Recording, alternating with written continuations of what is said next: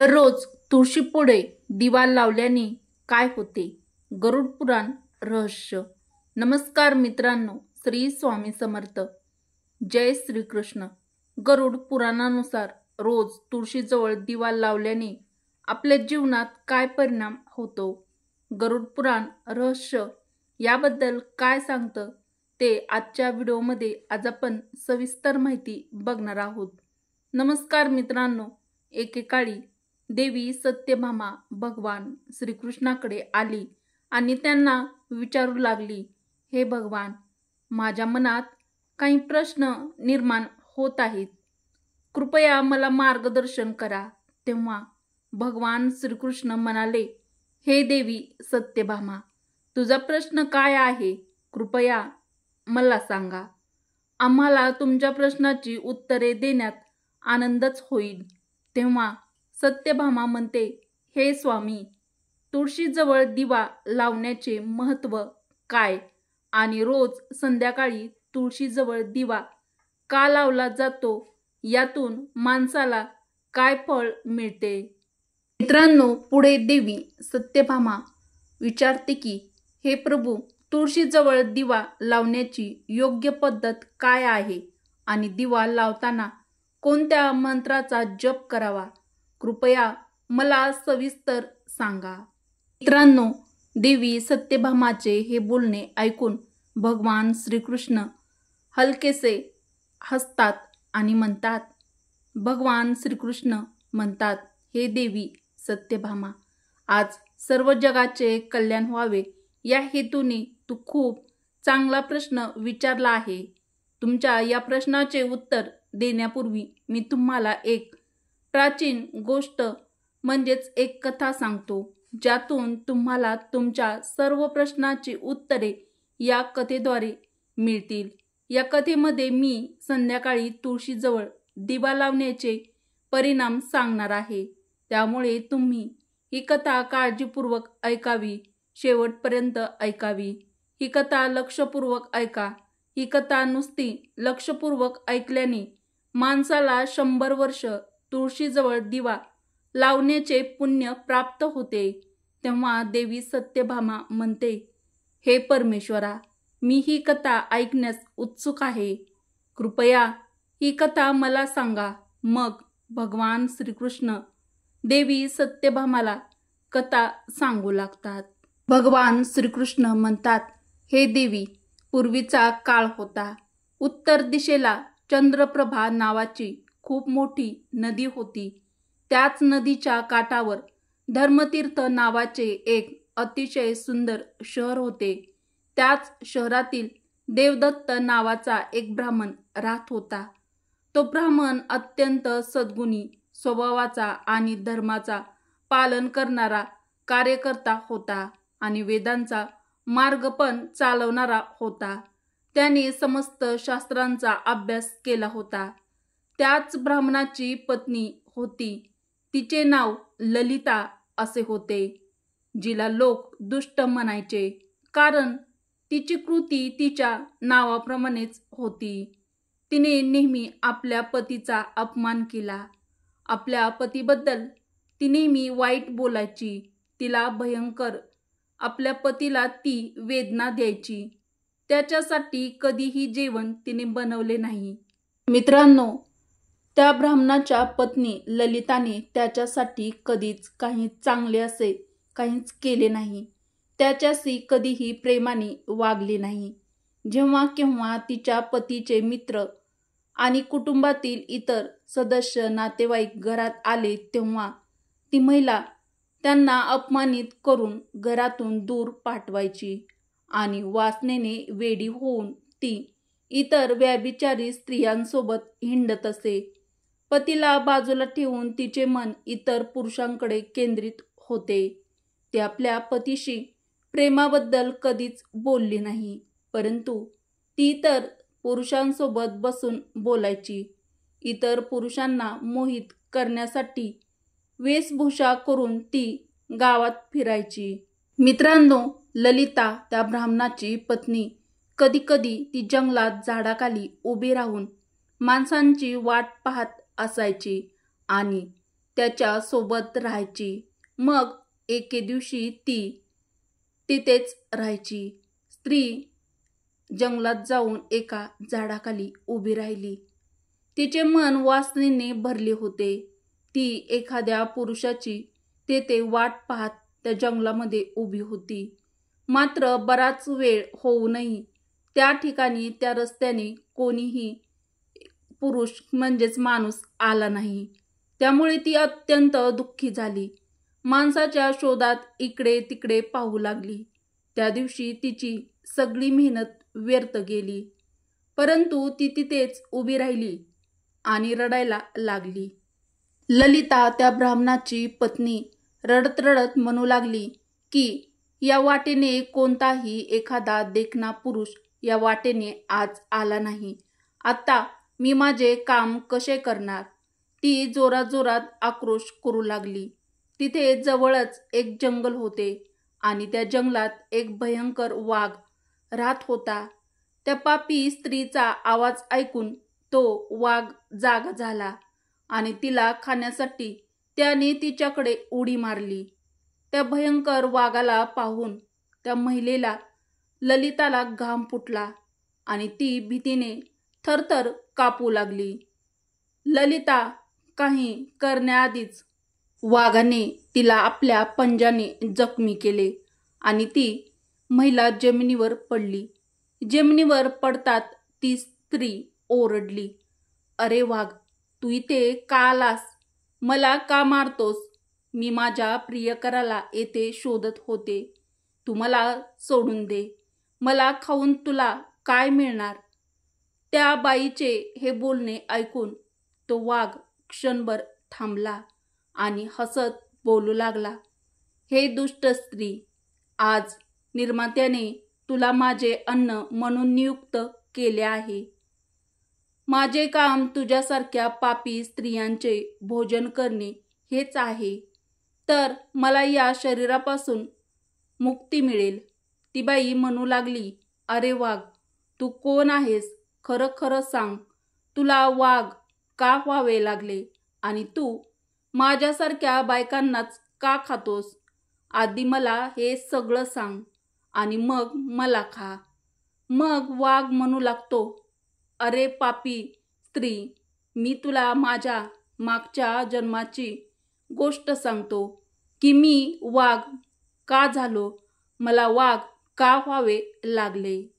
प्राचीन काळी दक्षिण देशात सुरसरिता नावाची एक नदी वाहत होती आणि त्या नदीच्या काठी गौरीग्राम नावाचे एक सुंदर शहर वसले होते. तो वाघ पुढे म्हणतो की मी त्या शहरामध्ये राहायचो. मी एक ब्राह्मणाचा मुलगा असून नदीकाठी बसून यज्ञ वगैरे करायचो. त्या जन्मात मी अनेक पापी लोकांसाठी यज्ञ कर्म केले. मी त्या पापी लोकांच्या घरी भोजन केले. पैशाच्या लोभापायी मी अनेक पापी लोकांसाठी काम केले. ब्राह्मणाने जे घेऊ नये अशा गोष्टींचे दान ही मी स्वीकारले आणि मी इतरांकडून पैसे घ्यायचे, पण ते त्यांना घेतलेले पैसे कधीच कुणालाही कधीच परत केले नाहीत. हे पाप करत अनेक वर्ष निघून गेली आणि मी म्हातारा झालो. मित्रांनो, तो वाघ पुढे म्हणतो, "माझे केस आता पांढरे झाले होते. माझे डोळे सुजले होते. माझ्या तोंडातील सर्व दात बाहेर पडले. परंतु तरीही मी दान घेण्याची सवय काही सोडली नाही आणि मी पाप करीत राहिलो. मग एके दिवशी पैशाच्या लोभापोटी मी नदीकाठी गेलो आणि इतर धूर्त ब्राह्मणांनी आम्ही लोकांची फसवणूक केली. खोटे मंत्र उच्चारून योग्य कर्मकांड न करता देवी देवतांची पूजा केली आणि भरपूर पैसा कमवला. मग त्याच ठिकाणी एका आजारी कुत्र्याने माझ्या पायाला चावा घेतला आणि मी तेथेच बेशुद्ध पडलो. त्याच क्षणी माझा जीव गेला. तेव्हा यमाचे 2 दूत त्या ठिकाणी प्रकट झाले आणि त्यांनी मला पकडून यमपुरीला नेले. मित्रांनो, पुढे वाघ सांगतो की तेथे यमराजाने चित्रगुप्ताला माझ्या कर्माचा हिशोब मागितला. तेव्हा चित्रगुप्त म्हणाला, हे धर्मराजा, या ब्राह्मणाने खूप मोठे घोर पाप केले आहे. त्याने इतरांना खोटे बोलून पैसा लुटला आहे. विधिवत पूजन न करता त्याने खोटे मंत्र जपून त्या ब्राह्मणाने भगवंताचा अपमान केला आहे. म्हणूनच हा पापी ब्राह्मण फक्त नरकामध्ये जाण्यास पात्र आहे. तेव्हा यमराज यांनी आपल्या दूतांना मला नरकाच्या अग्नीमध्ये टाकण्याची आज्ञा दिली. मित्रांनो, पुढे वाघ म्हणतो की अनेक वर्ष नरकाची शिक्षा भोगल्यानंतर मला वाघाचे शरीर मिळाले आणि मी या दुर्गम जंगलात राहू लागलो. माझ्या मागील जन्मातील पापे आठवून मी कधीच या जन्मात महात्मा सत्कर्म करणाऱ्या स्त्रिया यांना खात नाही. मला पापापासून मुक्ती मिळावी म्हणून मी फक्त पापी, अनैतिक आणि अश्लील स्त्रिया यांनाच खातो. अशा प्रकारे वाघाने आपल्या मागील जन्माची कथा त्या स्त्री म्हणजेच ब्राह्मणाची पत्नी ललिता हिला सांगितली आणि त्या स्त्रीला म्हणाला, हे पापी, तुझ्या वागण्याने तू विकृत दिसत आहेस. तुझ्या पतीला सोडून तू या वनात इतर पुरुषांसोबत सुख भोगायला आली आहे. म्हणूनच आज तू नक्कीच माझे अन्न बनशील. असे बोलून वाघाने आपले तीक्ष्ण नखांनी त्या पापी स्त्रीचे तुकडे केले आणि तिला खाल्ले. त्या ब्राह्मणाची पापी पत्नी ललिता हिचे मृत्यू झालेले शरीर नेण्यासाठी तेथे यमाचे 2 दूत त्या ठिकाणी प्रकट झाले आणि त्यांनी त्या पापी स्त्रीला उचलून यमपुरीला नेले, जिथे तिला यमराजासमोर उभे केले. तेव्हा चित्रगुप्ताने त्या स्त्रीचा तपशील सांगताना यमराजाला सांगितले, हे धर्मराजा, ही स्त्री अत्यंत पापी स्त्री आहे. तिने कधीही आपल्या पतीची सेवा केली नाही. ती आपल्या पतीला विसरून इतर पुरुषांसोबत आनंद लुटत असे. तिचे पाप ऐकून यमराजाने त्या स्त्रीला अग्नीने भरलेल्या तलावात टाकण्याची आज्ञा केली. अशा प्रकारे तिला अनेक वर्ष वेगवेगळ्या नरकात टाकण्यात आले आणि वेगवेगळ्या नरकामध्ये ती स्त्री तिचे पाप कर्म म्हणजेच तिच्या पापाची फळे भोगत राहिली. मित्रांनो, ती पापी स्त्री पुन्हा पृथ्वीवर आली. तिचा जन्म झाला चांडाळाच्या घरी. जन्म घेतल्यानंतर ती पुन्हा अनेक पापे करू लागली, विचार करू लागली आणि अनेक पापी पुरुषांसोबत फिरू लागली. नंतर काही काळानंतर तिच्या मागील जन्माच्या पापामुळे तिला कुष्ठरोग झाला आणि तिला भयंकर वेदना होऊ लागल्या. तिच्या शरीराचे अवयव जळू लागले. तिचे डोळे दुखू लागले. ती या वेदना सहन करून दिवस काढू लागली. मग एके दिवशी तीर्थस्नानाच्या उद्देशाने ती अंतपुराला गेली. तिथे ती एका आश्रमाबाहेर राहू लागली. त्या आश्रमात तुळशीचे रोप होते.